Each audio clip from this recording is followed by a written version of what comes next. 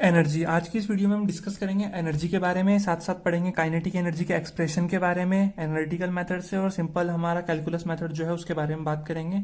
और kinetic energy और linear momentum के बीच में क्या रिलेशन होता है, इनके ऊपर किस तरह से न्यूमेरिकल पूछे जाते हैं स्कूल में as well as in competition में, इन सब चीज़ों को हम डिस्कस करेंगे। तो चलिए शुरू करते हैं।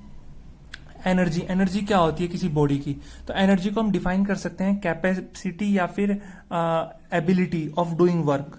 ठीक है, कार्य को करने की जो क्षमता होती है उसी को हम बोलते हैं एनर्जी। ठीक है, मतलब अगर हमारे पास ज्यादा एनर्जी है तो हम ज्यादा काम कर सकते हैं, ज्यादा एबिलिटी है हमारे पास काम करने की। अगर हमारे पास कम एनर्जी है तो हमारे पास कम एबिलिटी है काम करने की। तो उसी एबिलिटी को, उसी कैपेसिटी को हम बोलते हैं energy. Capacity of doing work या ability of doing work is called energy. Energy एक स्केलर क्वांटिटी होती है, और अगर एनर्जी की एसआई यूनिट की बात करें तो वो होती है जूल, और एनर्जी की सीजीएस यूनिट होती है अर्ग। एनर्जी का जो डायमेंशन होता है वो ml2t-2 होता है, ध्यान रखना है। कुछ कन्वर्जन्स अगर हम बात करें तो अगर 1 अर्ग की बात करें तो 10⁻⁻7 जूल होते हैं, या फिर हम बोल सकते हैं कि 1 जूल में 10⁻7 अर्ग होते हैं, क्योंकि ये -7 इधर जाएगा तो ये बन जाएगा 10⁻+7। 1 इलेक्ट्रॉन वोल्ट में 1.6 इंटू 10⁻⁻19 जूल होते हैं, एंड 1 कैलोरी में 4.186 जूल होते हैं। देखो बाकी कन्वर्जन तो हम ऑलरेडी डिस्कस कर चुके हैं, ये कैलोरी वाला इंपॉर्टेंट है बिकॉज ये पहली बार आई थिंक हमने डिस्कस किया है कि 1 कैलोरी में 4.186 जूल होते हैं। ठीक है, एंड 1 किलोवाट आवर में 3.6 इंटू 10⁻6 जूल होंगे। एनर्जी जो है वो बहुत तरह की एनर्जी होती है, बहुत सारी फॉर्म्स होती हैं एनर्जी की, अलग अलग तरह की, जैसे mechanical energy, light energy, heat energy, sound energy, अलग अलग तरह। तो हम सबके बारे में तो डिस्कस कर नहीं सकते, तो हम यहाँ पे मैकेनिकल एनर्जी के बारे में डिस्कस करेंगे। मैकेनिकल एनर्जी क्या होती है? तो जो एनर्जी बॉडी की जो एनर्जी मोशन या पोजिशन के साथ रिलेटेड होती है, उस सिस्टम के मोशन या फिर उस सिस्टम की पोजिशन के साथ जो रिलेटेड होती है उसी को हम बोलते हैं मैकेनिकल एनर्जी। तो the energy associated with the motion और या position of mechanical system is called mechanical energy. दो तरह की होती है मैकेनिकल एनर्जी, एक होती है काइनेटिक एनर्जी और एक होती है पोटेंशियल एनर्जी।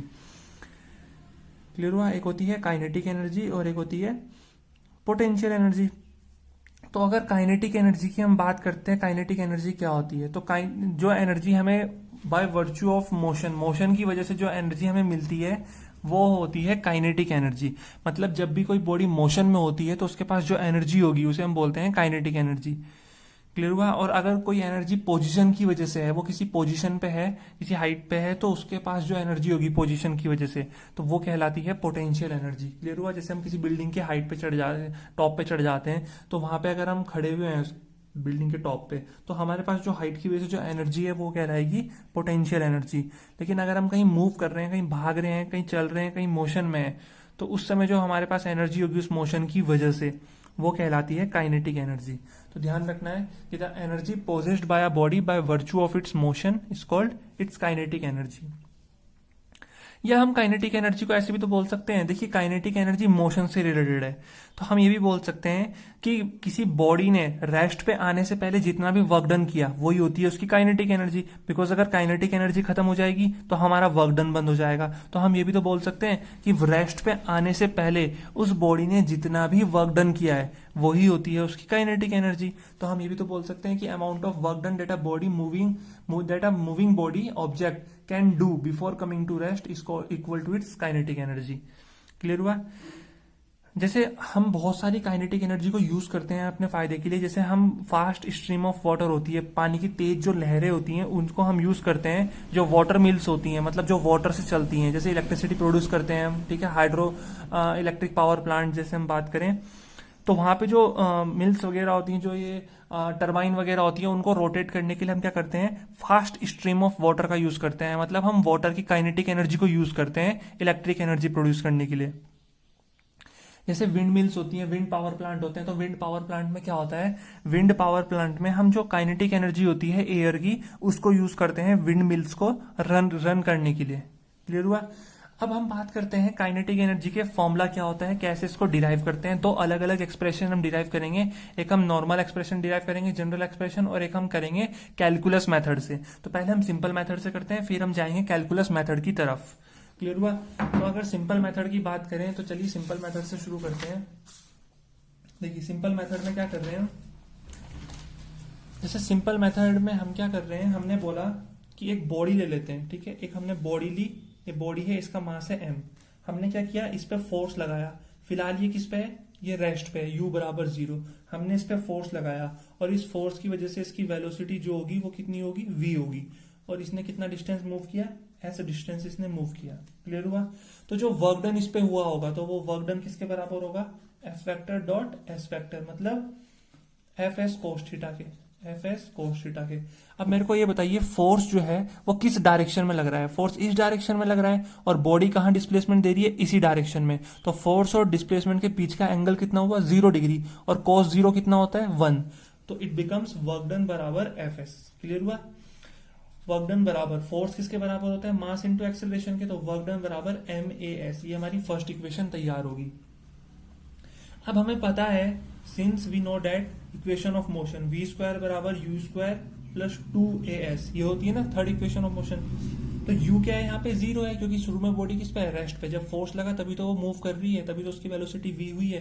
तो u तो 0 हो गया, तो v स्क्वायर किसके बराबर आ गया, 2as के बराबर। तो s किसके बराबर हो गया, v स्क्वायर अपॉन 2a के बराबर हो गया। ठीक है, ये बनी हमारी सेकेंड इक्वेशन। अब क्या बोल रहा हूं मैं, वर्क डन बराबर एम ए, एस की जो वैल्यू है वो है v square upon, sorry work done s की जो वैल्यू है, सेकंड को हमने किस में पुट किया, सेकंड को हमने उठा के फर्स्ट में पुट किया। तो वर्क डन की वैल्यू आ गई एम ए इंटू एस की जगह आ गया वी स्क्वायर अपॉन 2a। तो ए से ए कैंसिल हुआ, तो यहाँ से वर्क डन आ गया हमारे पास हाफ एम वी स्क्वायर। तो यहाँ पे हमें एक लाइन लिखनी है कि this work done is stored in form of kinetic energy.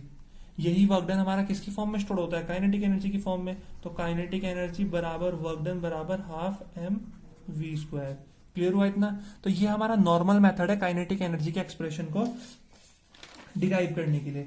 अब हम चलते हैं अपने कैलकुलस मेथड की तरफ। ठीक है, जब हम बात करेंगे कैलकुलस मेथड की तो हम यहाँ पे इंटीग्रेशन और डिफरेंशिएशन को यूज करेंगे।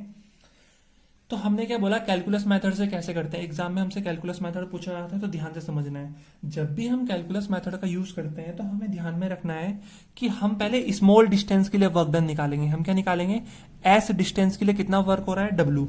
तो स्मॉल डिस्टेंस मतलब डीएस के लिए कितना वर्क हो रहा होगा, डी डब्ल्यू। तो हम क्या बोलेंगे कि small amount of work done by moving a body through small distance, कितना डिस्टेंस मूव करेंगे, ds। तो ds डिस्टेंस के लिए वर्क डन कितना करना पड़ रहा है, dw। तो dw हो जाएगा f vector dot ds vector. हमने क्या किया, थोड़े से पोर्शन के लिए वर्क डन निकाला, फिर उसका इंटीग्रेशन कर देंगे पूरे पोर्शन के लिए 0 से v तक के लिए। ठीक है, तो ये हो जाएगा f ds cos theta. Clear हुआ। अब एंगल कितना है यहाँ पे, एंगल तो 0 है, क्योंकि वर्क डन भी फोर्स ऐसे में लगेगा और डिस्प्लेसमेंट भी ऐसे में हो रही है। तो एंगल 0 cos 0 1 होता है, तो ये आ जाएगा एफ डी एस। क्लियर हुआ। और फोर्स किसके बराबर होता है, मास इंटू एक्सेलरेशन के, तो ये हो जाएगा एम ए डी एस। अब इसे हम लिखेंगे डी डब्ल्यू बराबर एम। ये जो एक्सेलरेशन होता है ये होता है d v upon d t, rate of change of velocity को ही हम क्या बोलते हैं, एक्सेलरेशन। तो हम क्या करेंगे, इस ds अपॉन डी टी को एक साथ लिख देंगे, तो ये हो जाएगा m। और ds upon d t rate of change of distance क्या होता है, वेलोसिटी, तो ये हो जाएगा mv dv। तो यहाँ से dw की वैल्यू कितनी आई, mv dv। अब हम क्या करेंगे, अब हम नेट वर्क डन निकालेंगे। नेट वर्क डन का मतलब है टोटल वर्क डन, मतलब इंटीग्रेशन कर देंगे डीडब्ल्यू का। अभी हमने थोड़े से डिस्टेंस के लिए वर्क डन निकाला डीडब्ल्यू, अब हम पूरे डिस्टेंस के लिए वर्क डन निकालेंगे डब्ल्यू। तो हमने डीडब्ल्यू का क्या किया, इंटीग्रेशन कर दिया। तो जब हम डीडब्ल्यू का इंटीग्रेशन करेंगे तो ये हो जाएगा एम वी डी वी। कहां से कहां तक, 0 से v तक, क्योंकि v वेरिएबल है यहाँ पे, तो v की वैल्यू कहां से कहां तक जा रही है, पहले इनिशियल 0 था, फाइनल v हो गया, तो 0 से v। मास क्या है, कांस्टेंट, तो बाहर लिख देंगे, ये हो जाएगा 0 से v integration of v dot dv। तो वर्क डन बराबर v डॉट dv का क्या आ जाएगा सॉल्व करके, v स्क्वायर अपॉन 2। भाई x डॉट dx का इंटीग्रेशन क्या होता है, x की पावर n+1 अपॉन n+1। तो v डॉट dv का क्या हो जाएगा, v की पावर 1+1 अपॉन 1+1। तो v स्क्वायर अपॉन 2, 0 से v तक। तो ये हो जाएगा w बराबर अपर लिमिट पुट की v square by 2 minus 0 square by 2। तो ये आ गया कितना आ गया, सॉरी एम भी तो है यहाँ पे एम, तो ये आ गया half m v square. Clear हुआ। और यहाँ पे हमें एक लाइन लिखनी है, लाइन क्या है कि this work done is stored in form of kinetic energy, in form of kinetic energy. यही वर्क डन किसकी फॉर्म में स्टोर होगा, काइनेटिक एनर्जी की फॉर्म में स्टोर होगा। क्योंकि रिसेंटली अभी हमने पढ़ा है 10 मिनट पहले कि बॉडी जो है, मूविंग बॉडी जो है, वो रेस्ट पे आने से पहले जितना भी वर्क डन करती है वही वर्क डन क्या होता है, काइनेटिक एनर्जी के बराबर होता है। ठीक है, तो वर्क डन जो है वो काइनेटिक एनर्जी के बराबर आ गया।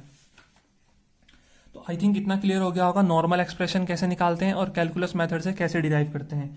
अब मैं बात करते हैं हम कि काइनेटिक एनर्जी किसी भी बॉडी की जो रेस्ट पे है उसकी काइनेटिक एनर्जी क्या होती है, जीरो। क्योंकि काइनेटिक एनर्जी का फॉर्मूला है हाफ एम वी स्क्वायर। अब कोई बॉडी रेस्ट पे है तो उसकी वेलोसिटी कितनी होगी, जीरो, तो काइनेटिक एनर्जी कितनी होगी, जीरो। अच्छा एक चीज, मास जो होता है वो हमेशा पॉजिटिव होगा, मास कभी नेगेटिव हो नहीं सकता।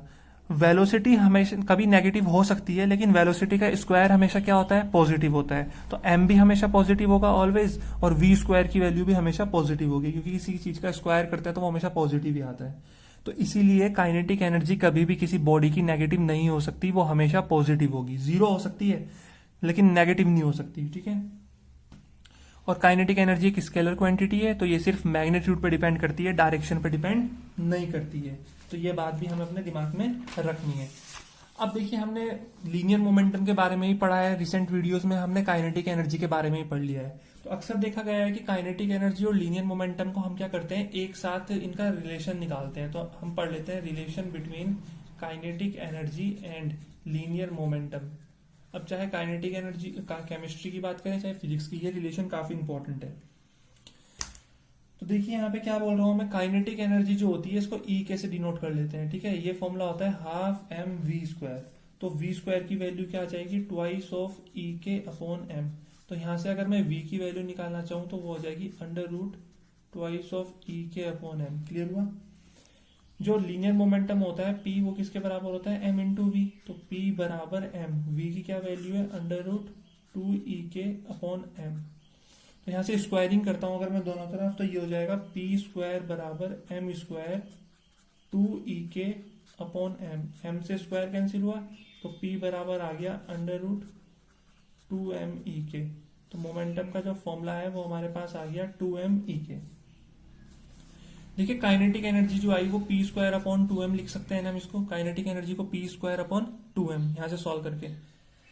तो एक चीज यहां से क्लियर है कि जो काइनेटिक एनर्जी है वो डायरेक्टली है पी स्क्वायर के और इनवर्सली है m के। समझ में आया। अगर काइनेटिक एनर्जी बढ़ेगी तो p बढ़ेगा लेकिन मास कम होगा। तो कह सकते हैं अगर मास कम है तो काइनेटिक एनर्जी क्या होगी, ज्यादा। जितनी ज्यादा काइनेटिक एनर्जी उतना ही ज्यादा क्या होगा, मोमेंटम होगा। ठीक है, तो अगर मैं बोलूं कि एक लाइट बॉडी है और एक हैवियर बॉडी है, ठीक है, क्या बोल रहा हूं ध्यान से समझना। केस फर्स्ट, मैंने बोला एक लाइटर बॉडी है और एक हैवियर बॉडी है। ठीक है, एक लाइटर बॉडी है और एक हैवियर बॉडी है, दोनों का लीनियर मोमेंटम जो है वो सेम है, दोनों का लीनियर मोमेंटम जो है वो सेम है। तो बताना है काइनेटिक एनर्जी किसकी ज्यादा होगी। तो हमें पता है काइनेटिक एनर्जी जो होती है वो इनवर्सली होती है मास के। तो जिसका मास ज्यादा है उसकी काइनेटिक एनर्जी क्या होगी, कम होगी। तो इसका मतलब lighter body has more kinetic energy. Clear हुआ। अच्छा, ऐसे हम बोल सकते हैं कि एक लाइट बॉडी है, केस 2, कि एक लाइट बॉडी है और एक हैवियर बॉडी है, दोनों की काइनेटिक एनर्जी जो है वो सेम है। तो मोमेंटम किसका ज्यादा होगा। तो हमें पता है कि जो मोमेंटम और मास के बीच में रिलेशन होता है, पी डायरेक्टली होता है किसके, अंडर रूट एम के। पी किसके डायरेक्टली होता है, अंडर रूट एम के। यहाँ पे देखो p directly to under root m. तो जिसका मास ज्यादा होगा उसका मोमेंटम क्या होगा, ज्यादा होगा, ध्यान रखना है। तो heavier body has higher momentum, इतना ध्यान रखना है। ठीक है, क्लियर हुआ। अब हम बात करते हैं टाइप्स ऑफ काइनेटिक एनर्जी के बारे में। काइनेटिक एनर्जी कितनी टाइप्स की होती है। ठीक है, ये टॉपिक हमसे छूट गया है थोड़ा सा, तो इसके बारे में हम डिस्कस कर लेते हैं, फिर हम काइनेटिक एनर्जी के ऊपर कुछ न्यूमेरिकल देख लेंगे। अगर टाइप्स ऑफ काइनेटिक एनर्जी के बारे में बात करें तो 3 तरह की होती है काइनेटिक एनर्जी। पहली होती है ट्रांसलेशनल काइनेटिक एनर्जी, सेकंड होती है रोटेशनल एंड थर्ड होती है वाइब्रेशनल।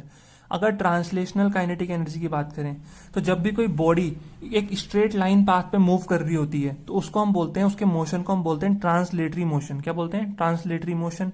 और उस मोशन की वजह से उसके पास जो एनर्जी होती है, मतलब मोशन इन स्ट्रेट लाइन की वजह से उस पर जो एनर्जी होती है वो कहलाती है ट्रांसलेशनल काइनेटिक एनर्जी। मान लीजिए हम क्या है, सिंपल एक सीधी रोड है, एक बिल्कुल प्लेन रोड है सीधी, उस पर हम क्या कर रहे हैं, भाग रहे हैं, तो हमारे पास जो एनर्जी होगी उसे हम बोलेंगे ट्रांसलेशनल काइनेटिक एनर्जी।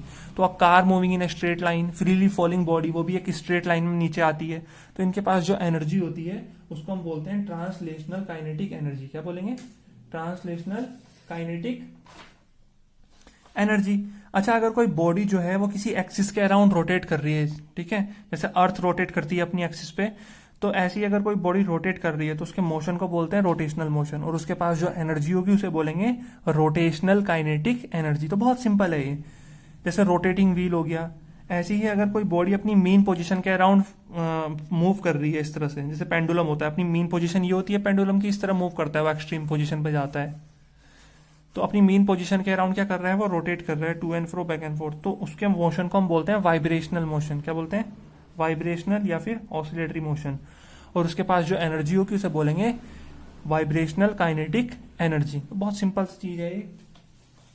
अब हम बात करते हैं थोड़े काइनेटिक एनर्जी के ऊपर बेस्ड न्यूमेरिकल्स के बारे में, किस तरह के न्यूमेरिकल्स हमसे काइनेटिक एनर्जी के ऊपर पूछे जाते हैं, ठीक है। जैसे हमें पहला क्वेश्चन दे रखा है, a body of mass 4 kg initially at rest is subjected to a force of 16 newton. तो फोर्स की वैल्यू हमें गिवन है कितनी? 16 newton. What is the kinetic energy acquired by the body at the end of 10 second. 10 second पूरे होने पे उसके पास कितनी एनर्जी होगी? तो हमें पता है भैया काइनेटिक एनर्जी का फॉर्मूला सिंपल सा होता है, हाफ एम वी स्क्वायर। अगर हमें क्या पता चल जाए, अगर हमें मास दे रखा है 4 kg दे रखा है, बिल्कुल मास 4 kg, तो ये हो जाएगा हाफ इंटू 4 इंटू, अगर वेलोसिटी की वैल्यू पता चल जाए तो हमारा आंसर आ जाए। अब हम बोलेंगे वेलोसिटी तो हम निकाल सकते हैं, कैसे? u plus A T.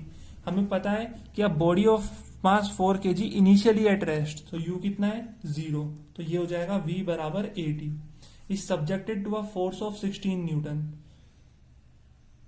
अब एक्सेलरेशन चाहिए, वेलोसिटी निकालने के लिए क्या चाहिए? एक्सेलरेशन, और हमें पता है फोर्स बराबर मास इनटू एक्सेलरेशन, तो एक्सेलरेशन बराबर फोर्स अपॉन मास। फोर्स दे रखा है 16 न्यूटन, मास है उसका 4, तो एक्सेलरेशन आ गया 4 मीटर पर सेकंड स्क्वायर। तो हमने कहा एक्सेलरेशन निकल गया 4, और टाइम दे रखा 10, तो वेलोसिटी आ गई 40 मीटर पर सेकंड।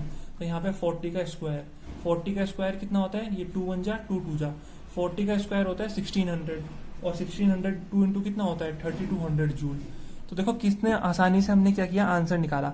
हमें काइनेटिक एनर्जी निकालनी थी, उसके लिए हमें v चाहिए। v चाहिए तो v के लिए हमने क्या करा, फॉर्मूला लगाया इक्वेशन ऑफ मोशन का। अब v निकालने के लिए हमें एक्सेलरेशन चाहिए, एक्सेलरेशन के लिए हमने फॉर्मूला लगाया फोर्स बराबर मास इनटू एक्सेलरेशन का। एक चेन से हमने दूसरी एक मतलब चेन बनाई हमने, एक कड़ी से दूसरी कड़ी हमने जोड़ते रहे, और हमारा न्यूमेरिकल सॉल्व हो गया। चलिए देखते हैं अगला क्वेश्चन। जैसे मैं बोल रखा है कि फोर्स की वैल्यू ये है, और डिस्प्ले फोर्स की वैल्यू कितनी दे रखी है? F हमें दे रखा है 4xi plus 3yj acts on a particle which moves in x direction from origin to x बराबर 5। मतलब डिस्प्लेसमेंट जो है, डिस्प्लेसमेंट हमें दे रखी है सिर्फ i के रिस्पेक्ट में दे रखी है। तो डिस्प्लेसमेंट हमें दे रखी है कितना?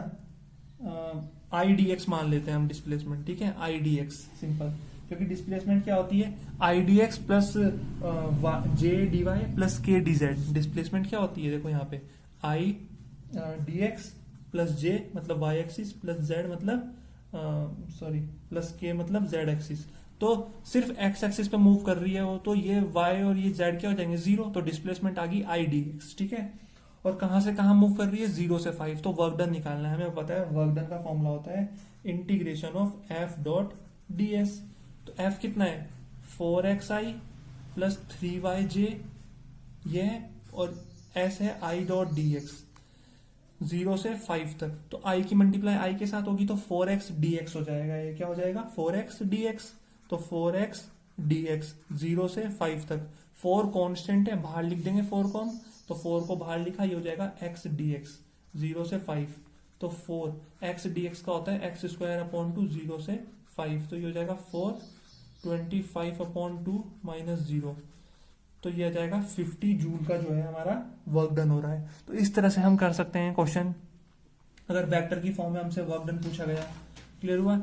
अब हम चलते हैं अपने नेक्स्ट न्यूमेरिकल की तरफ। काफी इंटरेस्टिंग है और काफी इंपॉर्टेंट न्यूमेरिकल है। जैसे क्वेश्चन दे रखा है कि if the linear momentum is increased by 20%, what will be the percentage increase in kinetic energy of the body. तो अगर लीनियर मोमेंटम, देखो काइनेटिक एनर्जी और लीनियर मोमेंटम के बीच में हमें रिलेशन पता है। क्या रिलेशन होता है? रिलेशन होता है कि ई के जो होता है काइनेटिक एनर्जी वो होती है पी स्क्वायर अपॉन 2m। होती है कि नहीं होती है? तो अगर लीनियर मोमेंटम को 20% से इंक्रीज करेंगे तो काइनेटिक एनर्जी में कितने परसेंट का इंक्रीज होगा? दोनों डायरेक्टली हैं तो एक बढ़ेगा तो दूसरा ही बढ़ेगा। तो अगर मोमेंटम को 20% से बढ़ा देते हैं तो काइनेटिक एनर्जी कितने परसेंट से बढ़ेगी? तो जिसका पूछ रहा है ना कि काइनेटिक एनर्जी कितना बढ़ेगी, तो काइनेटिक एनर्जी का फॉर्मूला लिखना है। अगर हमसे पूछते हैं मोमेंटम कितना बढ़ेगा तो हम मोमेंटम का फॉर्मूला लिखते हैं P बराबर √2m के। तो हमसे काइनेटिक एनर्जी के बारे में पूछ रहा है तो हमने काइनेटिक एनर्जी का फॉर्मूला लिखा P स्क्वायर अपॉन 2m। अब देखिए ये क्वेश्चन AFMC में आ रखा है, एयरफोर्स मेडिकल एग्जामिनेशन में, ठीक है, 97 में आया था ये। अब बात करते हैं, हमसे बोल रखा है कि मोमेंटम को 20% से इंक्रीज कर रहे हैं, तो जो नई काइनेटिक एनर्जी हमारे पास आ जाएगी, ये काइनेटिक एनर्जी K मान लेते हैं तो इसको K डैश। तो नई काइनेटिक एनर्जी क्या आएगी? मोमेंटम को 20% से इंक्रीज किया, मतलब P हो गया 20% प्लस P अपॉन 2m, इसका सॉरी ये स्क्वायर अपॉन में, ठीक है, ऊपर वाले का स्क्वायर, P का स्क्वायर, 2m का नहीं, सिर्फ P का स्क्वायर है। तो इसको अगर हम सॉल्व करें 21 जा 25 जा तो P प्लस P बाय 5 कितना होता है? 6P बाय 5, 6P बाय 5 का स्क्वायर अपॉन 2m। तो इसे सॉल्व करें तो 6 6 जा 36 P स्क्वायर अपॉन 5 5 जा 25, 25 2 जा 50m। तो ये हमारी आ गई फाइनल काइनेटिक एनर्जी। तो हमें पता है कि अगर हमें परसेंटेज इंक्रीज निकालना है काइनेटिक एनर्जी में, percentage increase in kinetic energy, तो फॉर्मूला क्या होता है? Change in kinetic energy, change in kinetic energy या फिर increase in kinetic energy upon initial kinetic energy, initial kinetic energy into 100। तो इनिशियल काइनेटिक एनर्जी तो हमें पता है कितनी, P square upon 2m। Increase in kinetic energy निकालते हैं, तो इंक्रीज इन काइनेटिक एनर्जी अगर हम निकालें, इंक्रीज इन काइनेटिक एनर्जी, तो वो क्या होगी? फाइनल माइनस इनिशियल, तो ये हो जाएगा 36P square upon 50m minus P square upon 2m। LCM कितना आएगा? 50m, यह आ जाएगा 36P स्क्वायर माइनस ये 25P स्क्वायर, मतलब 11P स्क्वायर अपॉन 50m। तो इंक्रीज ये आ गया 11P square upon 50m into 100। इसे सॉल्व करेंगे, इसे सॉल्व करते हैं तो P स्क्वायर से P स्क्वायर कैंसिल हो जाएगा, ठीक है, एंड ये हमारे पास आ जाएगा कितना आएगा? ये 50 से ये 100 कैंसिल हो जाएगा, 2 टाइम्स 22 और ये 2 पर जाएगा, ये आ जाएगा 44%। तो ध्यान रखना है कि अगर हम मोमेंटम को 20% से इंक्रीज करते हैं तो काइनेटिक एनर्जी कितने परसेंट से इंक्रीज हो जाएगी? 44% से इंक्रीज हो जाएगी। तो फॉर्मूला वही रखना है कि percentage increase in kinetic energy, increase in kinetic energy upon initial kinetic energy into 100। तो हमें क्या निकालना है? बस हमें इंक्रीज इन काइनेटिक एनर्जी निकालना है, ठीक है। अगर हमें मोमेंटम को डिक्रीज करते तो काइनेटिक एनर्जी में डिक्रीज निकालना पड़ता, तो हम क्या करते? कितना डिक्रीज हुआ फॉर्मूला बनाते, नई काइनेटिक एनर्जी बनाते, तो यहाँ पे लिखते decrease in kinetic energy upon initial kinetic energy into 100, इस तरह से निकालते हैं। अब ये डाउट को क्लियर करने के लिए हम एक क्वेश्चन और करते हैं जिसमें हम क्या करेंगे? काइनेटिक एनर्जी को इंक्रीज करेंगे और मोमेंटम में परसेंटेज इंक्रीज निकालेंगे, ठीक है। जैसे क्वेश्चन है हमारे पास कि काइनेटिक एनर्जी को हमने 300% से इंक्रीज किया, तो लीनियर मोमेंटम कितने परसेंट से इंक्रीज होगा? तो लीनियर मोमेंटम का पूछ रहे हैं, तो लीनियर मोमेंटम का फॉर्मूला लिखेंगे 2m काइनेटिक एनर्जी, E से डिनोट कर दिया, या K से कर देते हैं, K से सिंपल है, ठीक है, काइनेटिक एनर्जी। तो अब नई काइनेटिक एनर्जी कितनी हो जाएगी? √2m। काइनेटिक एनर्जी को हमने 300% से इंक्रीज किया, तो 300 अपॉन 100 K से इंक्रीज कर दिया, तो ये 100 से 3 टाइम्स जाएगा, K प्लस 3 के कितना होता है? 4K, ठीक है। तो ये आ जाएगा 2m 4K। क्लियर हुआ? तो 2 4 जा 8, तो ये आ जाएगा √8mK। तो अब हम निकालेंगे इंक्रीज इन लीनियर मोमेंटम, कितना इंक्रीज हुआ है? तो फाइनल कितना हुआ? 8mK अंडर माइनस √2mK, तो ये बचेगा इसे अगर हम सॉल्व करना चाहें तो √8mK को लिख देंगे 2√2mK माइनस √2mK, तो आंसर आएगा √2mK। तो अब हम निकालेंगे percentage increase in linear momentum. तो इंक्रीज इन लीनियर मोमेंटम कितना है? √2mK अपॉन इनिशियल मोमेंटम कितना है √2m के इंटू 100, इससे कैंसिल हुआ तो आंसर आ गया 100%। तो अगर काइनेटिक एनर्जी को हम 300% से इंक्रीज करते हैं तो जो लीनियर मोमेंटम है वो क्या होगा, वो 100% से इंक्रीज हो जाएगा। तो इस तरह से हमें क्वेश्चन करने हैं, घबराना नहीं है, बिल्कुल बहुत आसान होते हैं, सिर्फ कॉन्सेप्ट समझना है कैसे करने हैं। कॉन्सेप्ट कुछ नहीं है, ये सिंपल कॉन्सेप्ट है, बच्चों को भी पता होता है कि अगर परसेंटेज इंक्रीज निकालना है तो इंक्रीज इन काइनेटिक एनर्जी या डिक्रीज इन काइनेटिक एनर्जी, अगर डिक्रीज पूछेंगे अपॉन इनिशियल इंटू 100, तो इस तरह से निकालना है। बस यहाँ पे हमें इंक्रीज और डिक्रीज जितना हुआ है वो निकालना है, बाकी हमारा क्वेश्चन इजीली सॉल्व हो जाएगा, सिंपल कैलकुलेशन है। तो आई होप आपको आज की ये वीडियो अच्छी लगी होगी, काइनेटिक एनर्जी के बारे में एक्सप्रेशन, उसका रिलेशन लीनियर मोमेंटम के साथ, उसके ऊपर बेस्ड न्यूमेरिकल कैसे बनते हैं, कितने टाइप्स के बनते हैं। तो नेक्स्ट वीडियो में हम मिलेंगे किसके बारे में, वर्क एनर्जी थ्योरम के बारे में डिस्कस करने के लिए।